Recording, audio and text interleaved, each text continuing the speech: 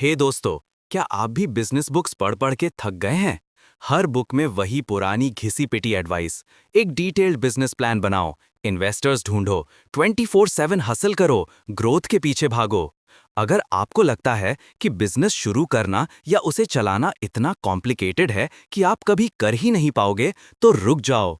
आज मैं आपको एक ऐसी किताब के बारे में बताने वाला हूं जो आपकी बिजनेस सोच को पूरी तरह से रीवर्क कर देगी। जेसन फ्रीड और डेविड हाइनेमायर हैंसन की किताब रीवर्क एक ब्रेथ ऑफ फ्रेश एयर है, एक स्लैप इन द फेस है उन सब ट्रेडिशनल बिजनेस डॉगमास के लिए।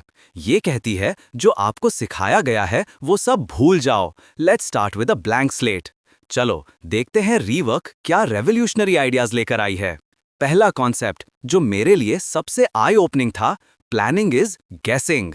हम सबको सिखाया जाता है कि एक डिटेल्ड बिजनेस प्लान बनाओ, 5 साल का रोड मैप तैयार करो। रीवर्क कहती है ये सब बकवास है। आप फ्यूचर प्रिडिक्ट नहीं कर सकते, कंडीशंस चेंज होती रहती हैं। क्या आपको पता था कि 2020 में पूरी दुनिया बंद हो जाएगी? नहीं ना। तो फिर आप कैसे प्रिडिक्ट कर सकते हो कि आपका बिजनेस 5 साल बाद कैसा होगा? जब आप एक बहुत लंबा प्लान बनाते हो तो वो एक रिजिड स्ट्रक्चर बन जाता है, आपको फ्लेक्सिबिलिटी नहीं मिलती।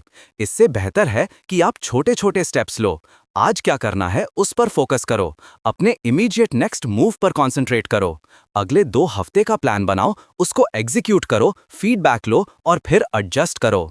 फ्रीड और हैंसन कहते हैं प्लानिंग तो तब भी होती है जब आप कुछ करते हो। It's not about making a giant blueprint, it's about continuously adapting.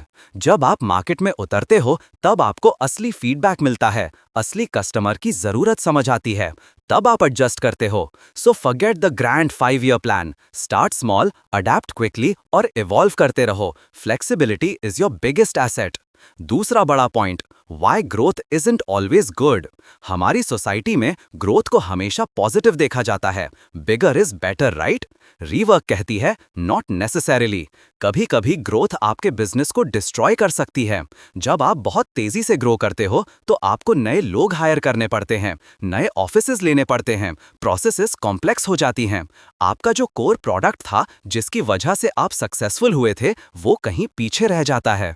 Suddenly आप प्रोडक्ट बनाने से ज्यादा एचआर और मैनेजमेंट में उलझ जाते हो। रीवर्क कहती है it's okay to stay small.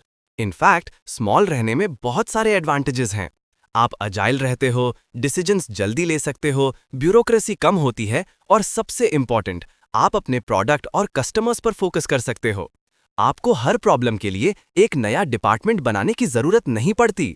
कभी कभी लिमिटेड रिसोर्सेज ही आपको क्रिएटिव और इनोवेटिव बनाते हैं। जब आप कम लोगों के साथ काम करते हो तो सभी को अपने रोल की इंपॉर्टेंस पता होती है और टीम वर्क भी बेहतर होता है। ग्रोथ एक चॉइस होनी चाहिए, कंपल्शन नहीं।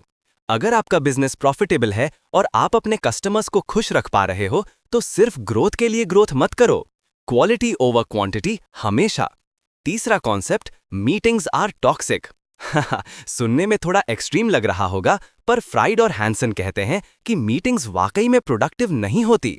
आपने भी नोटिस किया होगा, एक मीटिंग में 10 लोग बैठे हैं और सिर्फ 2-3 लोग ही बोल रहे हैं। बाकी सब या तो फोन देख रहे हैं या बस टाइम पास कर रहे हैं। मीटिंग्स डिसरप्शन क्रिएट करती हैं। आपका फ्लो ब्रेक होता है, आपका कंसंट्रेशन टूटता है। जब आपको किसी प्रॉब्लम पर फोकस करना होता है और बीच में एक मीटिंग आ जाती है तो वो पूरा फोकस चला जाता है। रीवर्क सजेस्ट्स कि मीटिंग्स को बिल्कुल लास्ट ऑप्शन रखना चाहिए। अगर मीटिंग्स जरूरी हैं भी तो उन्हें छोटा रखो, एक क्लियर एजेंडा के साथ रखो और सिर्फ रेलेवेंट लोग ही उसमें पार्टिसिपेट करें। खड़े होकर मीटिंग करो, जल्दी खत्म हो जाएगी। कम्युनिकेशन के लिए दूसरे इफेक्टिव तरीके यूज करो, ईमेल, चैट या डायरेक्ट कॉन्वर्सेशन। एक शॉर्ट ईमेल या क्विक चैट कई बार लंबी मीटिंग से ज्यादा इफेक्टिव होता है। जब लोग अपने काम में इनग्रॉस्ड होते हैं तब उनकी प्रोडक्टिविटी सबसे ज्यादा होती है। मीटिंग्स वो फ्लो तोड़ देती हैं। सो अगली बार मीटिंग शेड्यूल करने से पहले खुद से पूछो, क्या ये मीटिंग वाकई जरूरी है? क्या मैं इस प्रॉब्लम को बिना मीटिंग के सॉल्व नहीं कर सकता? चौथा कॉन्सेप्ट जो बहुत एम्पावरिंग है, इग्नोर द रियल वर्ल्ड। इसका मतलब ये नहीं कि आप रियलिटी से कट ऑफ हो जाओ। इसका मतलब है कि बिजनेस दुनिया के जो ट्रेडिशनल रूल्स, जो बेस्ट प्रैक्टिसेस हैं, उन्हें आंख बंद करके फॉलो मत करो। जब आप एक बिजनेस शुरू करते हो तो सब कहते हैं एक डिटेल्ड बिजनेस प्लान बनाओ, फंडरेजिंग करो, एक ऑफिस स्पेस लो। रीवर्क कहती है ये सब कन्वेंशनल विजडम है। पर जरूरी नहीं कि ये आपके लिए सही हो। आपको अपने रूल्स बनाने होंगे। गूगल या फेसबुक ने भी वही पुराने रूल्स फॉलो नहीं किए थे। उन्होंने नए तरीके निकाले।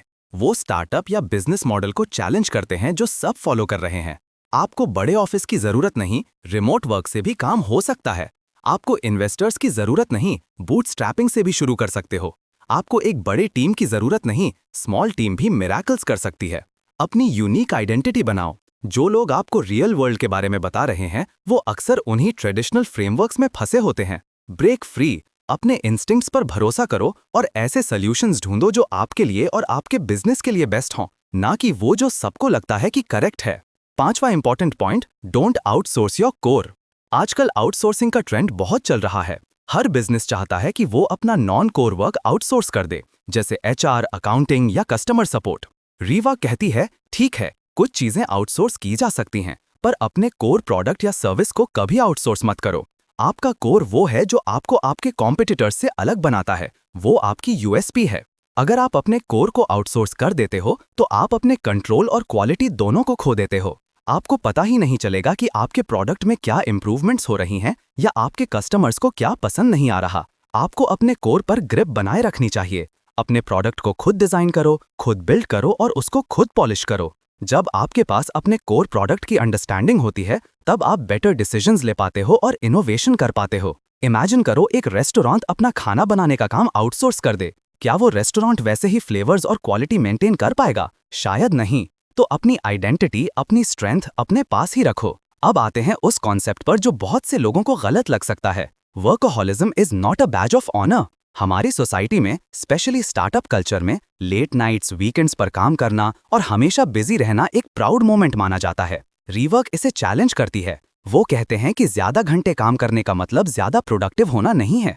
अक्सर वर्कोहॉलिक्स ऐसे लोग होते हैं जो अपनी इनएफिशिएंसीज को कॉम्पेंसेट करने के लिए ज्यादा काम करते हैं। जब आप बहुत ज्यादा काम करते हो तो आप एग्जॉस्ट हो जाते हो, क्रिएटिविटी कम हो जाती है और मिस्टेक्स होने के चांसेस बढ़ जाते हैं। आपकी पर्सनल लाइफ सफर करती है, आपका हेल्थ सफर करता है। इंस्टेड स्मार्ट वर्क पर फोकस करो। अपने टाइम को इंटेलिजेंटली मैनेज करो, प्रायोरिटीज सेट करो और डिस्ट्रैक्शंस को अवॉइड करो। एक फ्रेश माइंड ज्यादा अच्छे आइडियाज जनरेट करता है और कॉम्प्लेक्स प्रॉब्लम्स को बेहतर तरीके से सॉल्व कर पाता है। एक कंपनी जो अपने एम्प्लॉयज को वर्क लाइफ बैलेंस प्रोवाइड करती है, वहां के लोग ज्यादा लॉयल और प्रोडक्टिव होते हैं। सो खुद को बिजी दिखाने से अच्छा है कि आप अपने काम को एफिशिएंट बनाओ। याद रखो, quality of work matters more than the quantity of hours logged. और फाइनली, एक ऐसा कॉन्सेप्ट जो शायद सबसे इंपॉर्टेंट है, जस्ट स्टार्ट। हम सबके पास आइडियाज होते हैं, ड्रीम्स होते हैं, पर हम अक्सर परफेक्ट मोमेंट का इंतजार करते रहते हैं। जब मेरे पास फंड्स आ जाएंगे तब शुरू करूंगा, जब मेरी स्किल परफेक्ट हो जाएगी तब शुरू करूंगा, जब मेरे पास एक बड़ी टीम होगी तब शुरू करूंगा। रीवर्क कहती है, कोई परफेक्ट मोमेंट नहीं होता। अगर आप इंतजार करते रहोगे तो आप कभी शुरू ही नहीं कर पाओगे। Start with what you have right now. Limited resources हैं, ग्रेट, वो आपको क्रिएटिव बनाएंगे। परफेक्ट नहीं है, कोई बात नहीं, आप इवॉल्व करते जाओगे। एक्शन लेना सबसे इंपॉर्टेंट है। एक छोटा स्टेप लो, एक प्रोटोटाइप बनाओ, एक लैंडिंग पेज लॉन्च करो, एक सर्विस ऑफर करो, मार्केट में उतरो, फीडबैक लो और इम्प्रूव करो। आइडिया की वैल्यू तब तक नहीं है जब तक वो इम्प्लीमेंट ना हो। इम्प्लीमेंटेशन ही आइडिया को रियल बनाती है। अगर आप अपने आइडिया पर रीवर्क करना चाहते हो तो पहले उस पर काम करना शुरू करो। इससे आपको मोमेंटम मिलेगा, कॉन्फिडेंस मिलेगा और आपको रियल वर्ल्ड वैलिडेशन मिलेगा। डिले मत करो, परफेक्शन के पीछे मत भागो, बस शुरू करो। तो दोस्तों, ये थे रीवर्क के कुछ कोर प्रिंसिपल्स। अब इनको अप्लाई कैसे करें? 1. Question everything. अपने बिजनेस या प्रोजेक्ट में कोई भी सेक्रेड काउ ढूंढो। कोई ऐसा रूल या प्रोसेस जो हमेशा से चलता आ रहा है, उस पर सवाल उठाओ। क्या वो आज भी रेलेवेंट है? क्या उसके बिना काम नहीं चल सकता? 2. Trim the fat. अपने प्रोडक्ट, सर्विस या प्रोजेक्ट में अननेसेसरी फीचर्स या कॉम्प्लेक्सिटी को आइडेंटिफाई करो, उन्हें हटाओ। Less is more. Focus on the core value proposition. 3. Mini sprints. लंबे लंबे प्लान्स बनाना छोड़ दो, स्मॉल अचीवेबल गोल सेट करो। अगले 1 या 2 हफ्ते का प्लान बनाओ, उसको एग्जीक्यूट करो और फिर एडजस्ट करो। इससे आप अजाइल रहोगे। 4. Meeting detox. अपनी टीम में मीटिंग्स को कम करो। अगर मीटिंग जरूरी है तो उसकी ड्यूरेशन कम करो और एजेंडा क्लियर रखो। Try no meeting days. Communication के लिए चैट या क्विक कॉल्स को प्रायोरिटी दो। 5. Embrace constraints. अगर आपके पास कम रिसोर्सेज हैं तो उन्हें प्रॉब्लम मत समझो, उन्हें अपॉर्चुनिटी समझो। कंस्ट्रेंट्स क्रिएटिविटी को स्पार्क करते हैं। 6. Don't chase growth blindly. अपने बिजनेस के स्केल को केयरफुली कंसिडर करो। सिर्फ बड़ा होने के लिए बड़ा मत बनो। Focus on profitability, customer satisfaction और quality. 7. Start before you are ready. कोई भी नया प्रोजेक्ट, आइडिया या बिजनेस शुरू करने के लिए परफेक्ट टाइम का इंतजार मत करो। जो रिसोर्सेज हैं उनके साथ आज ही शुरू करो। पहला छोटा स्टेप लो। तो दोस्तों, रीवर्क की पूरी फिलॉसफी सिंप्लिसिटी, एक्शन और ट्रेडिशनल नॉर्म्स को चैलेंज करने पर बेस्ड है। ये हमें सिखाती है कि बिजनेस कॉम्प्लिकेटेड नहीं होना चाहिए। फोकस करो अपने कोर पर, कम करो डिस्ट्रैक्शंस और हमेशा एक्शन ओरिएंटेड रहो। प्लानिंग को गैसिंग मानो, ग्रोथ को ऑप्शनल और मीटिंग्स को टॉक्सिक। अपने रूल्स बनाओ और परफेक्शन के बजाय प्रोग्रेस पर फोकस करो। अगर आप अपनी एग्जिस्टिंग सोच को रीवर्क करना चाहते हो और बिजनेस को एक नए लिबरेटिंग पर्सपेक्टिव से देखना चाहते हो, तो मैं आपको सजेस्ट करूंगा कि जेसन फ्रीड और डेविड हाइनेमायर हैंसन की ये अमेजिंग बुक जरूर पढ़ें। इसमें और भी बहुत सारी डीप इनसाइट्स हैं जो आपको एक नए तरीके से सोचने पर मजबूर कर देंगी। टेक केयर और जल्द मिलेंगे एक नए बुक समरी के साथ।